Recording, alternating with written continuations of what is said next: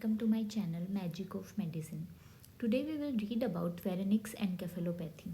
Wernicke's encephalopathy is also known as Wernicke-Korsakoff syndrome and alcoholic encephalopathy.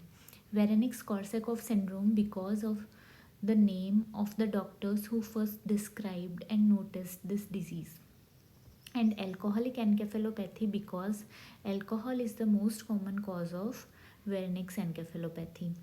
Now coming to the definition of Wernicke's encephalopathy. So Wernicke's encephalopathy is a neurological disease because of thiamine deficiency. Whenever there is vitamin B1 deficiency, also known as thiamine deficiency, in our body, our brain is predisposed to Wernicke's encephalopathy. Now, what are the causes of vitamin B1 deficiency? It happens most commonly because of alcohol abuse. Next causes are malnutrition. Now, malnutrition can occur in any form. It can be because of starvation. If the patient has a history of long-term starvation, he is predisposed to Wernicke's encephalopathy. Or total parenteral nutrition because they are deficient in vitamin B1. Or post-bariatric surgery. Post-bariatric surgery will lead to reduced absorption of thiamine. Hyperemesis, obviously all that he consumes is vomited out. So now hyperemesis patients are also predisposed to Wernicke's encephalopathy. And the last is dialysis because dialysis leads to filtration of vitamin B1 and hence can lead to vitamin B1 deficiency. Now after the etiology, we will come to the clinical features. So the patients with Wernicke's encephalopathy will come to us with a triad of GOA, global confusion, ophthalmoplegia and ataxia. Although the three of the components may or may not be present altogether, but this you have to keep in the mind that GOA is the triad seen in patients of Wernicke's encephalopathy. Now global confusion, you all know. Global confusion is the acute altered mental status of the patient. Ophthalmoplegia occurs in form of horizontal nystagmus and conjugate nerve palsy. And third part of the triad is ataxia. Now next is Korsakoff psychosis. Korsakoff psychosis is seen in patients having chronic deficiency of vitamin B1, and it is seen in form of dyad, which consists of CM, C for confabulation and M for memory loss or global amnesia. So whenever you see Wernicke's encephalopathy, you need to remember a triad and a dyad. Now coming to the imaging. Whenever you see such patient with a history of alcohol consumption or any of the factors which leads to malnutrition, whenever you suspect that there is a triad like global confusion, ophthalmoplegia, wherever you see a patient with horizontal nystagmus, you will order MRI brain. And the typical features of MRI brain in Wernicke's encephalopathy are MTP. It classically involves mammillary bodies, third ventricle, tectal plate, thalamus also particularly of dorsomedial aspect, and periaqueductal gray matter. So remember MTP. Cortex is usually not involved, or if it is involved, it is involved in later stages of the disease. So it is not significant. You just need to remember MTP. Now what will you see in MTP?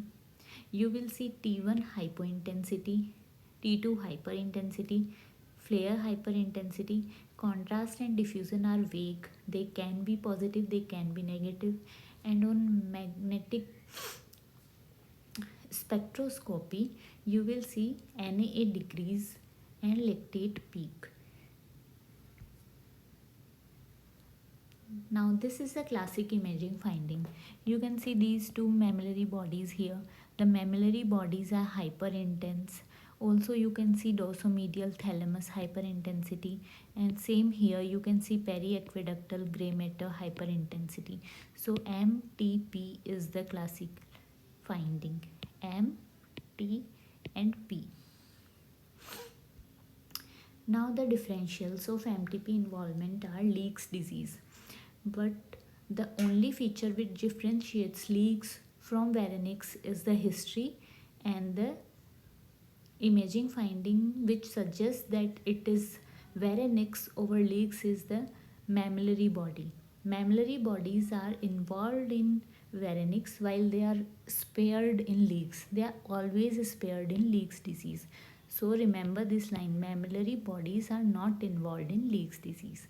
Second differential is metronidazole induced encephalopathy. Obviously the history will be metronidazole consumption, and also on MRI metronidazole is predisposed to cause pathologies in dentate nuclei, cranial nerve nuclei and splenium. So you remember these three things in metronidazole. Now coming to the treatment. So treatment consists of IV thiamine hydrochloride. You fulfill the thiamine requirements as soon as possible. So you will give intravenous thiamine hydrochloride to the patient, and along with it treat the underlying cause. Example, if the cause is excessive alcohol consumption, you go for alcohol sedation, and if the cause is like hyperemesis and something else, you give antiemetics along with IV thiamine hydrochloride. Thank you.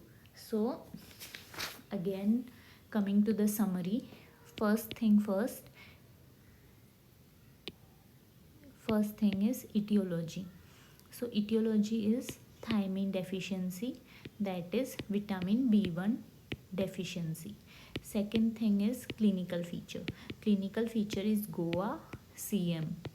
GOA for global confusion, ophthalmoplegia, ataxia, and CM for confabulation and memory loss, which is also known as Korsakoff psychosis. Then coming to the imaging findings. In imaging findings, you need to remember MTP. MTP stands for mammillary bodies. There are 3T, which stands for third ventricle, tectal plate and thalami, and P for periaqueductal gray matter. And last is treatment. Treatment obviously is treat the cause, and the cause is thiamine deficiency. So what will you give? You will obviously give intravenous thiamine hydrochloride. So that is all about Wernicke's encephalopathy. Thank you for watching the video. If you found the video useful, please like, share and subscribe.